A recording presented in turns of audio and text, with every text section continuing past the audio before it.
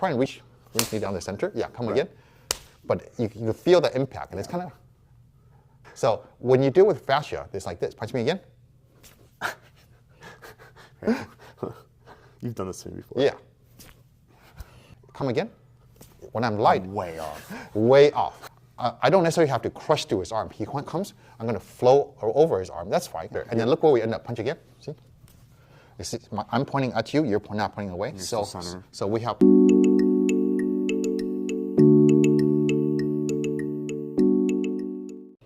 All right, thanks for helping me. Sure. We're going to talk about how to use fascia to intercept punches, how to block lightly and effectively. Okay. Because you want to block effectively, right? Yes. And lightly will be good, save some energy, yes. Be efficient. Okay, so let's look at blocks. So put your hands up and you throw me a punch, right? And if I have a hard block, go ahead and try and reach this hand, try and hit me. Ooh, yeah. And I'm going to block it now. Okay, so that took me a lot of effort. Right. I did manage to stop it, which is good. Come again. But you feel the impact, and it's kind of... I wouldn't want to do that for 10 rounds, right? So when you deal with fascia, it's like this. Punch me again.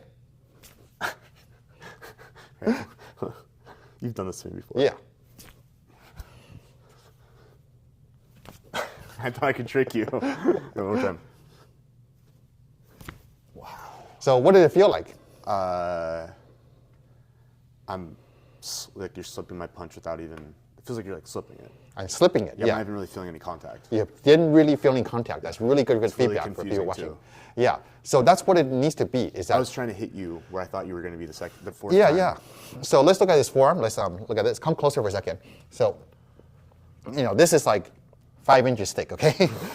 So if I block him in a way that goes into the center mass, then I'm fighting against his mass. He's got more mass than me, quite a bit more mass than me. And so it's going to take a lot of effort to push that aside. Okay. So what I want is the fascia. The fascia. So this is the skin. This is the bone. This deep into here, that's like the muscle. So just there, that's the fascia. I want to get right there.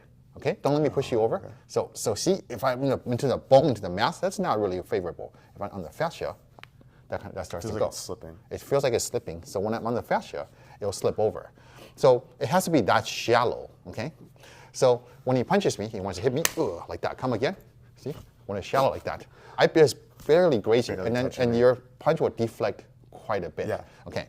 So how do you make that accurate firing of a block? Because that seems like you're trying to like catch flies with the chopsticks or something like that. You don't.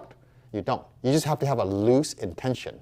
My hand is like, if I whip a towel at you and it like, it kind of just slaps onto you and wraps on you. It's sort of like that feeling. So you come, right? Slow for a second, and yeah. So I'm coming, and if I end up hitting like this, I don't have an intent of going into him. I'm like water. I'm constantly want to flow over the redirecting surface. My whole force. Yeah. So if it's just thin air and they would just go across like that. Okay. But if I hit something heavy, right, it would naturally roll around it, causing that deflection to happen. Does that make sense? Mm-hmm. So I have this instinct for flowing along the surface that we build up through practice. Make sense? Yes, it does. And then we could refine. I was doing those for demonstration to see how light I could make your arm deflect and totally miss me, right? But in practice, my arm goes somewhere specific. So anyone who's done some Chinese martial arts, where does my block want to go? Center line, right? So he punches me. So ideally, my block goes to the center line, so that I take the center line and his arm is deflected. So that's still true. I don't necessarily want to like punch. This is not a very practical block because if I miss, I'm in all kinds of opening, right? So this is better, right? So he punches, so it's like this. So I just barely grazed your arm, and what happened to your fist? Completely went the other way. Yeah. Now come again. If I'm hard, see, like there's a big clashing, and you're in better balance. Come again. Try and reach me down the center. Yeah. Come again. So if I'm hard, we'll get more of a. You'll get closer to the center. Sure. Come again. When I'm light, I'm way off. Way off, right? You're totally open after that. My hand's right there in your face. Something can happen there. Something can happen here. I literally fell. Yeah, you're overextended. Yeah. You might go into a grapple. So that's the way that you receive punches with fascia. Is that it's going to be very light on the surface with the intention of flowing. Because other martial arts which study taking a center line tend to be too stubborn about it. They're like, punch me. They're going to be like, I got to get to the middle. I'm going to be in the middle, like this, right? Well, I don't necessarily have to crush through his arm. He comes, I'm going to flow over his arm. That's fine, and then I'll be here in the middle. Come punch me again. I could. I'm sinking down this way. I'm still taking the middle, but his punch still deflected. So, yeah, come again. See? Yeah, what do you feel? It just feels like water. Yeah. It just feels like water. And then look where we end up. Punch again. See?